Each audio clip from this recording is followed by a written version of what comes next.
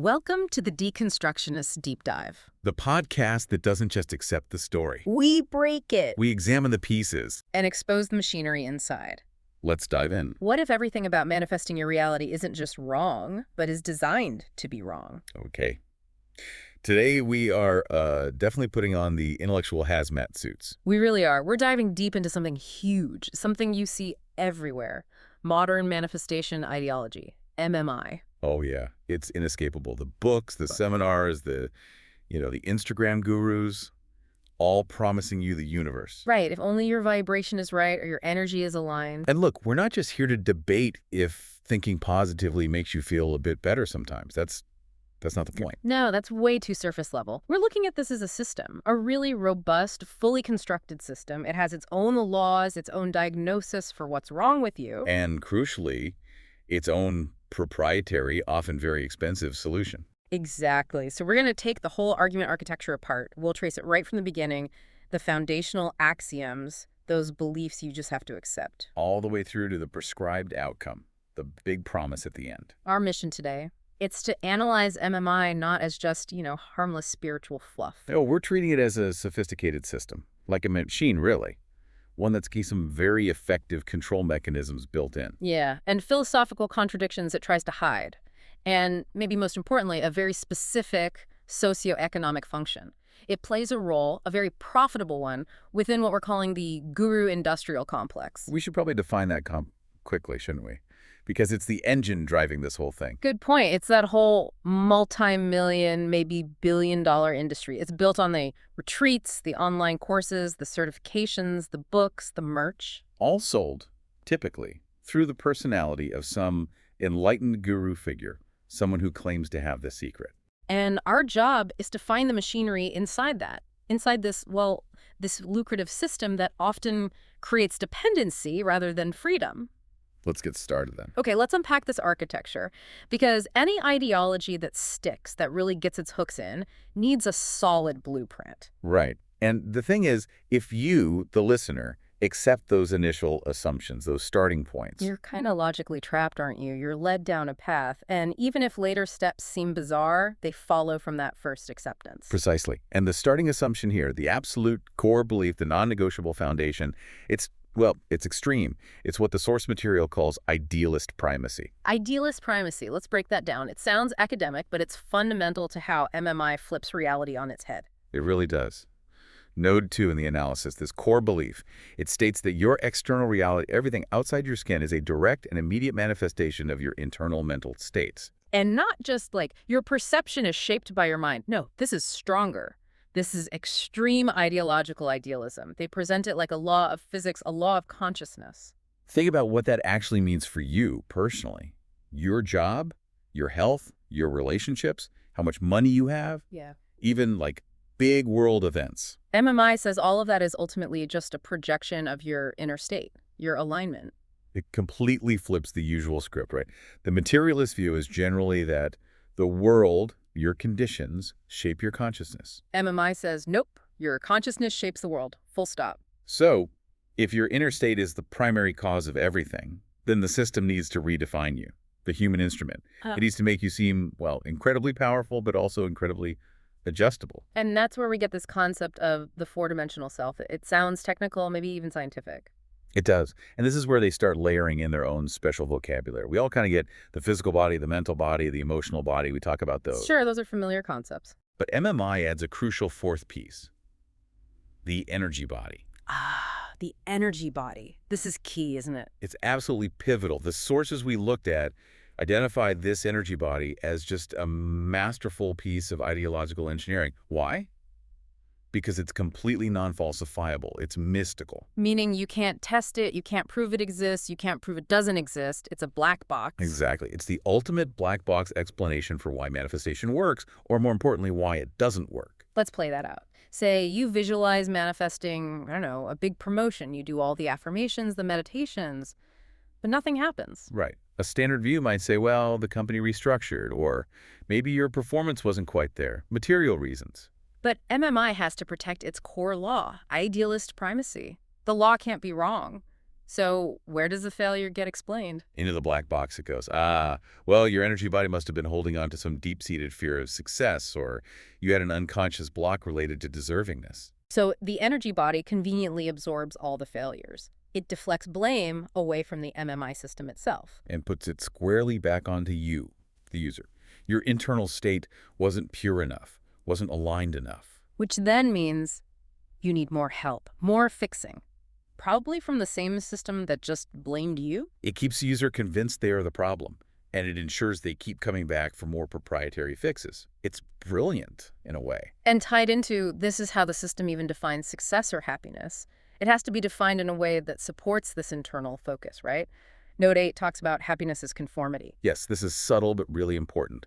The system basically shrinks the definition of well-being down to just, reducing the gap, the cognitive dissonance, between what you expect or want and what you actually experience. So the goal isn't necessarily changing the external situation, like, say, fighting for better conditions at a terrible job. No, it's about adjusting your internal expectations so that you feel okay with whatever the external reality is, however bad it might be. You conform internally. It promotes adapting to the circumstances over actually transforming them, which is, much harder. Much harder and potentially disruptive to the status quo. Internal adaptation is safer from the system's perspective. And the motivation for all this internal work, all this alignment, it's surprisingly simple, according to Node 10.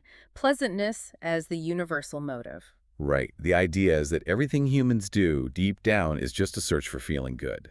Peace, health, love, bliss, pleasantness. But that seems really reductive. Doesn't it just ignore huge parts of human experience? Absolutely. Think about it. What about the drive for power? Or status, or finding meaning through intense struggle, through suffering even, or transcendence that might involve giving up pleasantness. Like an activist fighting for justice despite risks, or a scientist working obsessively on a problem. That's not just about feeling pleasant. Exactly. MMI boils down the incredibly complex, often contradictory human condition into this simple, pleasure-seeking drive. And why? Because if that's all you want, you're much easier to control. Yeah. Because the system just needs to keep promising you that feeling, peace, bliss, ease, and you'll keep following its rules. Hashtag 1.2, the problem diagnosis, pathologizing normal life. Okay, so the groundwork is laid. You create reality with your mind, especially that energy body, and all you really want is to feel pleasant. Got it. Foundational axioms in place. Now, the system needs to convince you that you're currently doing it all wrong. It needs to diagnose a problem, a sickness, that only it can cure. And the diagnosis essentially boils down to, the problem is that you're a normal human being. It sounds absurd, but that's kind of it, isn't it? They pathologize completely normal, adaptive human traits, things that helped us survive. Precisely. Take the monkey mind problem node 3. This is a classic. The system labels the natural state of the mind, busy, thinking, sometimes distractible, unorganized as diseased, chaotic, out of control. And what are the supposed symptoms of this terrible disease? Well, things like critical thinking, analyzing information, questioning things that gets dismissed as just unnecessary movement, mental noise, and learning from others. Observing society, figuring things out by seeing what works for people. That's reduced to mere imitation, which is also bad, apparently. So the very tools we evolved to assess risks, make judgments, learn socially, these are framed as the enemy. Obstacles to enlightenment. Yes. And it's a strategically brilliant move. Yeah. Because think about it.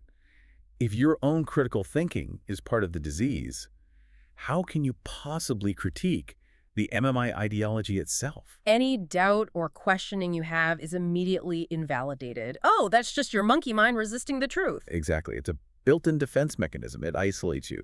If you can't trust your own mind's natural functions and you can't trust learning from the outside world, imitation. Then who are you left dependent on? Only the system. Yeah. Only the guru, the course, the book that provides the correct proprietary information. Wow. Yeah. And that self-isolation, that distrust of your own normal functioning, that leads into the next point, right? Compulsive action, node 5. It does.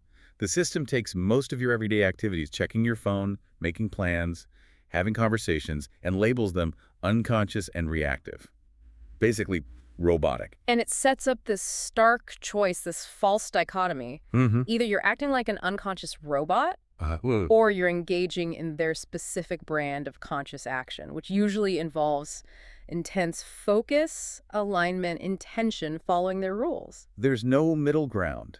No room for just normal, everyday, semi-conscious living. Not really, not in this framework, because that unconscious activity is defined as the source of your misalignment, the generator of negative reality. So you're pushed into the state of constant self-vigilance. You have to monitor every thought, every action, every feeling, check if it's conscious or unconscious. That sounds exhausting. It is. And that constant self-monitoring becomes absolutely essential when the system has to deal with, well, reality, specifically probability. What do you mean? Well, a core part of human intelligence, of survival, is using past experience to predict future likelihoods.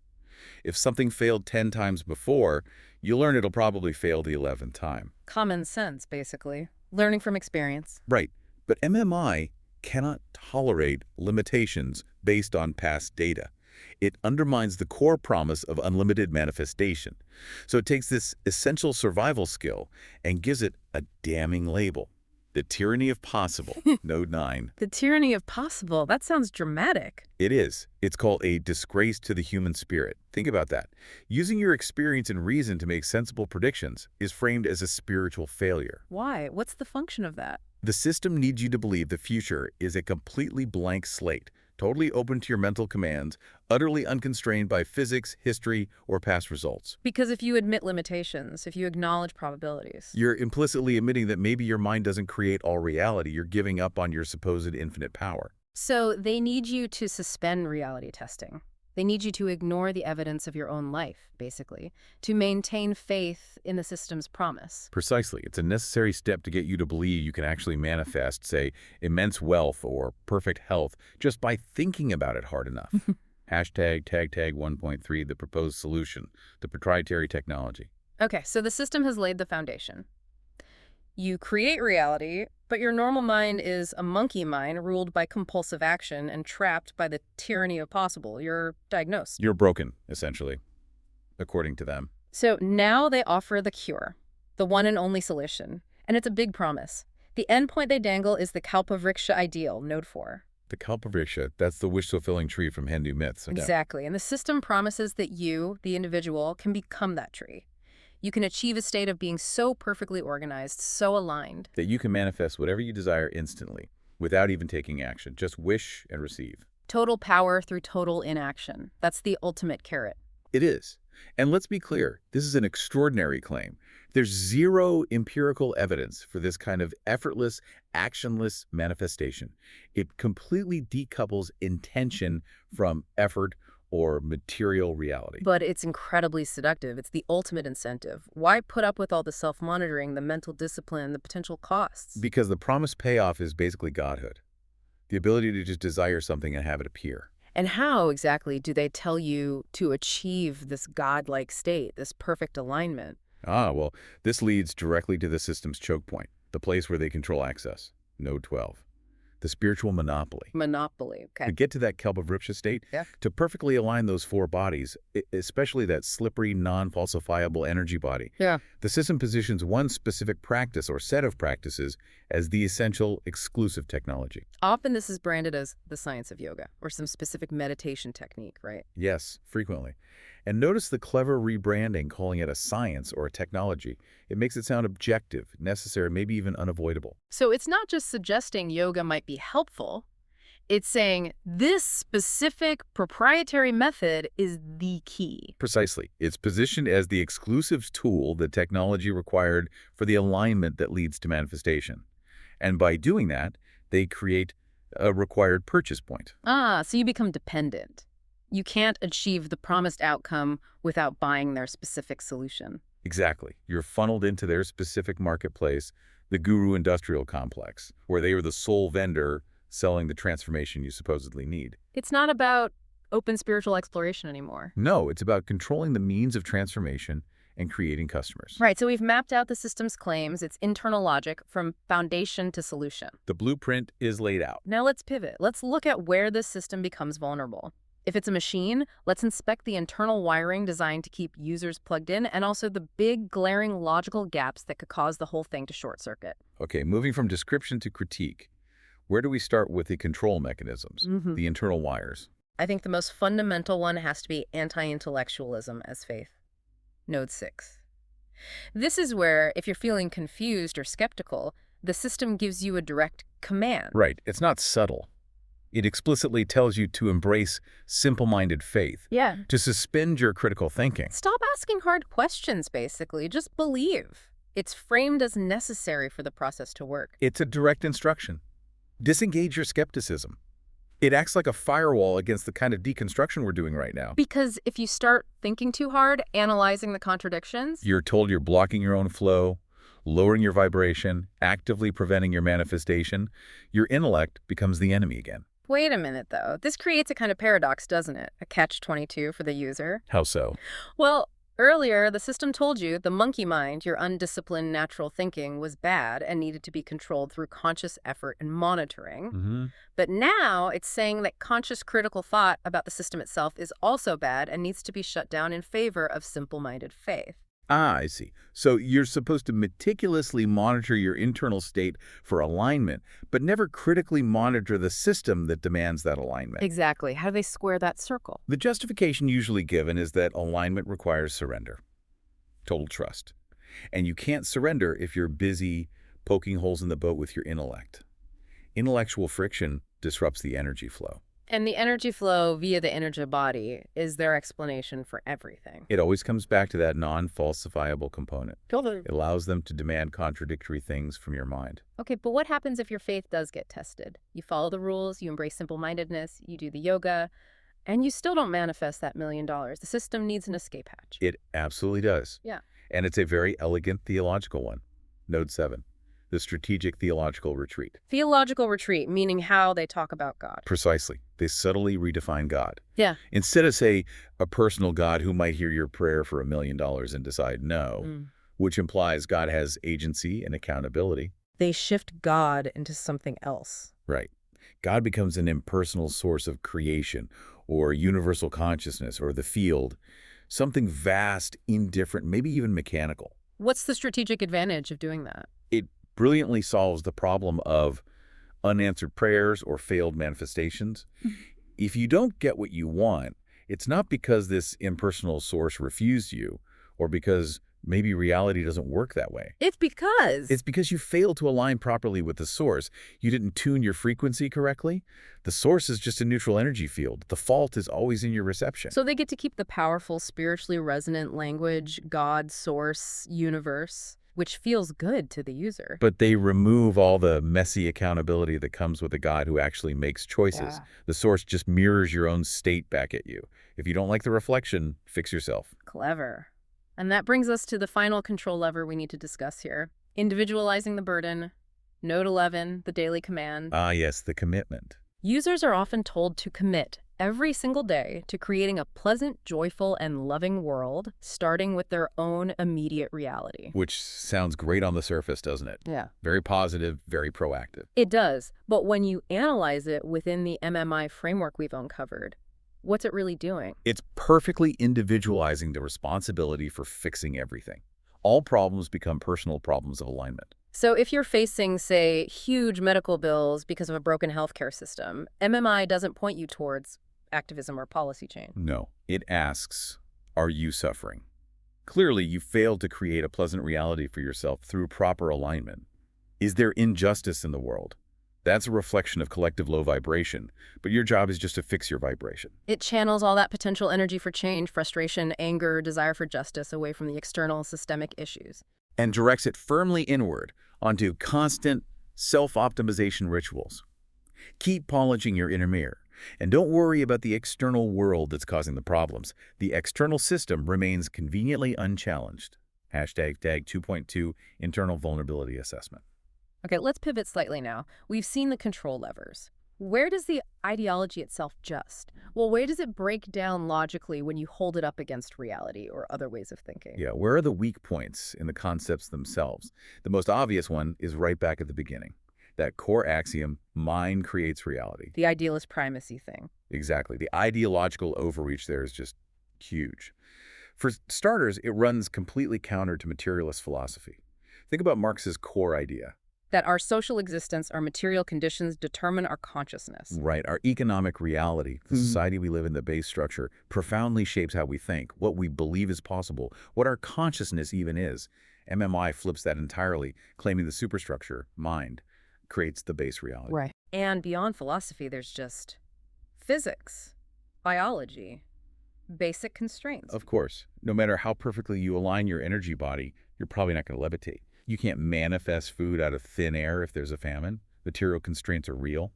The ideology has to constantly ignore or downplay them. Which ties into the vulnerability of that big promise, the Kalpavriksha, the effortless manifestation. You mentioned it's unfalsifiable. Yes, and that unfalsifiability is actually a feature for maintaining control, but it's a massive vulnerability when it comes to credibility.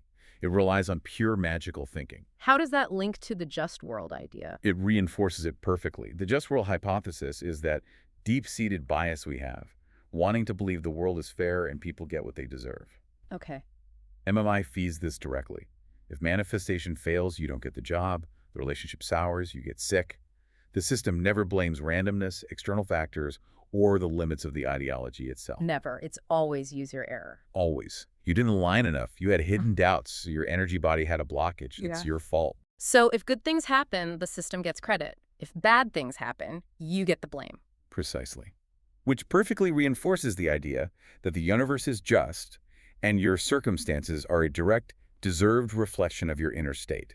It absolves the universe and the system of any unfairness. And if the problem is always your internal failure, Then you always need to go back for more fixing.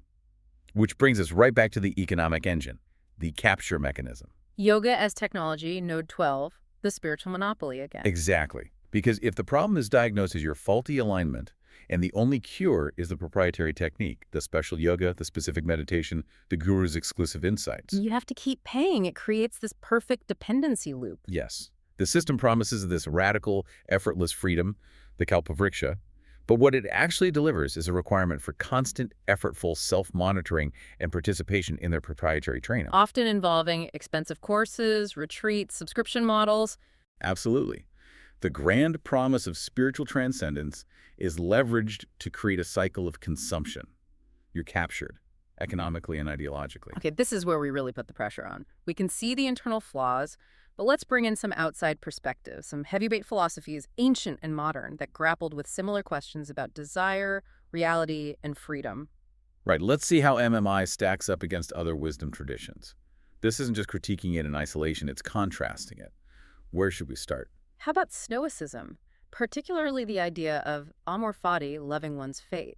MMI is all about imposing your will, right? Bending reality to fit your desires. You want the fancy car, manifest it. Very much commanding control over the external. Stoicism takes almost the opposite approach to freedom. True freedom for a Stoic isn't getting everything you want externally. No, it's about internal alignment, but alignment with nature's logic, with reality as it is, especially the things you can't control. So, MMI says, change the world to match your desire.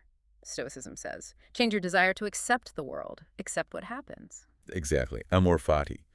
If you lose your job, MMI might tell you it's a vibrational mismatch, and you need to manifest a better one instantly. Stoicism would say, okay, this happened, it's outside my direct control. What is in my control is my response, my integrity, my effort in finding new work, maintaining my virtue. Total opposites in defining agency and where true freedom lies. One is external manipulation, the other is internal acceptance and virtuous action. A stark contrast. No. And maybe even starker is the clash with Buddhism. Ah, yes, because the central goal of MMI is basically perfect desire fulfillment, getting everything you want. Pretty much. Manifesting all your desires, achieving that state of effortless having. And from a Buddhist perspective, That is precisely the root cause of suffering. That endless cycle of wanting, grasping, craving, what Buddhism calls tanha. so MMI tells you to become a master of fulfilling desires. While Buddhism says true liberation, enlightenment, comes from extinguishing those very desires, understanding their empty transient nature.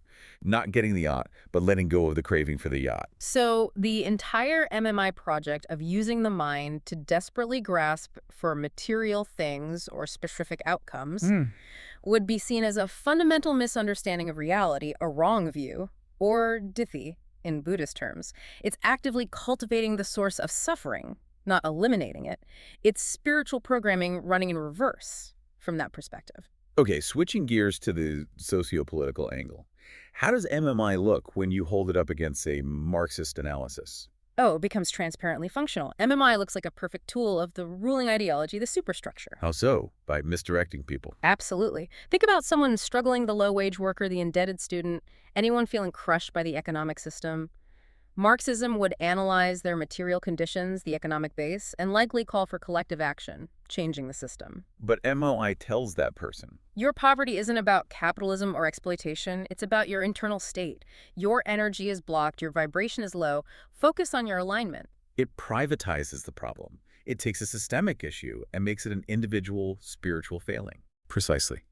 It tells the proletariat their suffering is their own fault, thereby neutralizing dissent and protecting the very economic system that might be causing the suffering, and keeps people busy navel-gazing instead of organizing. And finally, let's bring in Foucault, that idea of constant self-monitoring we talked about. How does that connect to his concepts like biopower? It connects perfectly. Foucault talked about how power operates not just through force, but through shaping subjects, through self-discipline. Think of his panopticon prison idea. Where inmates behave as if they're always watched, even if they're not, because the possibility of being watched is enough. They internalize the guard's days. Exactly. MMI functions like a psychological panopticon. The user internalizes the guru's gaze, the system's rules, that daily command to create a pleasant world. So you become your own guard. Yes, you become the primary agent of your own surveillance, constantly monitoring your thoughts for negativity, policing your emotions for low vibrations, checking your alignment. It's relentless self-discipline disguised as liberation. The promise is total freedom, manifest anything. But the mechanism requires total, unending internal surveillance and conformity to the ideology. It's achieving supposed external control through absolute internal self-control, even self-enslavement, driven by an ideology you've swallowed whole. All right, let's get really specific now. Let's name the key manipulative tactics, the core lies the system relies on, like a taxonomy of deception. Good idea. Break down the specific tricks. What's the first one? I think it has to be the magical causality lie. This is fundamental. Explain that. It's the simple error of assuming that because B happened after A must have caused B, correlation equals causation. Right. Our brains love finding patterns, so we're susceptible to this. MMI exploits it mercilessly. I visualized a green light and the light turned green. My mind did it. Or I focused on finding a parking spot right by the door, and there one was. Ignoring the thousands of times you visualize something and it didn't happen, or the statistical probability of finding a spot eventually. It cherry-picks coincidences and presents them as proof of mental power. And this mechanism looks almost identical to something else, doesn't it? Oh yeah, the prosperity gospel. Believe hard enough, donate enough, have enough faith. And God will reward you with material wealth, same structure. Faith or alignment produces tangible results. And the function of this lie, it's about creating a feedback loop. Right. Especially regarding failure. Absolutely. If something good happens, even by chance, the system gets all the credit. See? It works. But if you fail, if you visualize wealth but lose your job, you can't blame the system or randomness. No, the lie dictates the failure must be because your internal state was flawed. You had hidden fear, subconscious lack, imperfect alignment. So every failure triggers intense self-blame. And what does self-blame do? It drives you deeper into the system, seeking more tools, more techniques, more courses to fix your flawed consciousness. It keeps you hooked. Okay, deception number 2. This one feels even more insidious socially. The blame-shifting lie. Yes. This is where MMI takes broad socioeconomic problems like poverty, systemic inequality, even things like chronic illness or oppression, And reframes them entirely as problems of individual consciousness. Failures of personal manifestation. If you're poor, it's not due to economic policy or lack of opportunity. It's your poverty consciousness. If you're oppressed, it's a reflection of your victim mentality attracting that reality. The sources we looked at compared this directly to how the karma doctrine has sometimes been used. Exactly. As a way to justify the existing social hierarchy. Your low status in this life, oh, that's just your karma from a past life. Or in MMI terms, your current vibrational state manifesting your deserved reality. It makes inequality seem natural, even cosmically just. And the function of this blame shifting, it's devastating for any kind of collective action. Completely. It dissolves social solidarity. Why should I feel obligated to help someone suffering from poverty or injustice if the ideology tells me their suffering is just a perfect manifestation of their own internal state? It pathologizes the victim. It lets the successful off the hook. Their bad situation is their vibration, not my responsibility. It actively discourages empathy and collective struggle by making misfortune a personal vibrational failing. Nasty stuff. Okay, third lie in our taxonomy. The one true tool, lie. Back to the marketplace. Exactly. This is where the ideology cashes in. The mechanism is positioning one specific proprietary practice. Maybe it's a certain type of yoga, a unique breathing method, the guru's specific coaching program. As the only way. The exclusive path to enlightenment, abundance, manifestation success. It's not just a tool, it's the tool. You need this specific thing that only they sell. And the historical parallel here is quite strong, isn't it? Yeah, the sources draw a line to the medieval Catholic Church's monopoly on sacraments.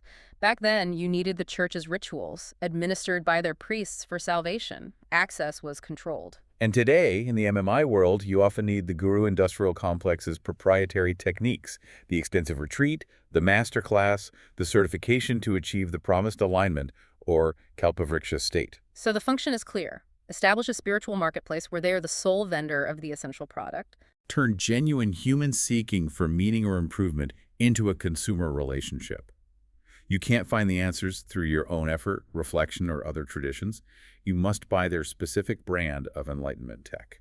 Okay, we've dissected the blueprint, poked at the contradictions, named the manipulative tactics. Let's pull it all together now. What's the final synthesis? What's the master purpose behind MMI? I think it comes back to the very first point, but now we see its full implication. The ultimate deception is that foundational inversion of the subject-world relationship.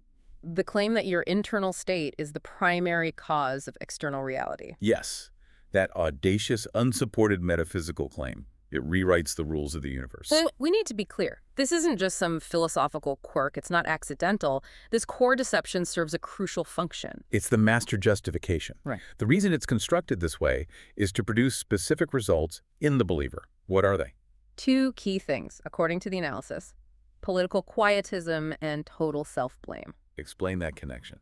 If you truly believe your mind creates your reality, then when you encounter problems, personal hardship, social injustice, economic inequality, the fault logically cannot lie with external systems or structures. Right, and the problem must be internal, your thoughts, your vibration, your alignment. So what's the solution? Not changing the world, not collective action. The solution is to retreat inward. Optimize your consciousness. Fix yourself. Which leads to political quietism. Mm-hmm. Why challenge the system if the system isn't the real problem?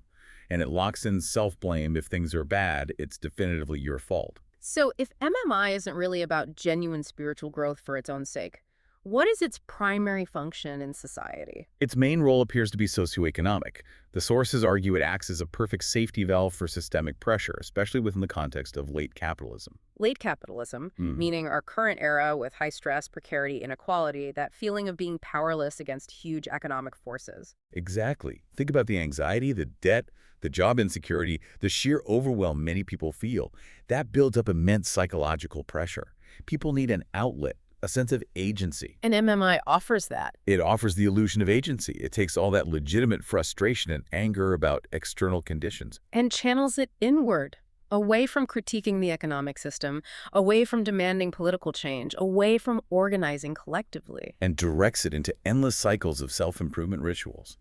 Meditate more, visualize harder, buy the next course, perfect your inner state. So if you feel powerless against the economy, MMI gives you this fantasy of ultimate power. The universe is yours to command, but only if you focus entirely on yourself and keep consuming their products. Precisely. It takes potentially rebellious energy that could challenge the status quo, and turns it into compliant, self-blaming consumer behavior. It manages the psychological distress caused by the system without ever threatening the system itself. The analysis calls it the perfect ideological tool for late capitalism. It keeps people busy fixing themselves instead of fixing the world. Which brings us to the final point: how MMI redefines freedom. Right. The ultimate sales pitch is freedom. Total freedom to have, do, and be anything you desire. The Kalpavriksha.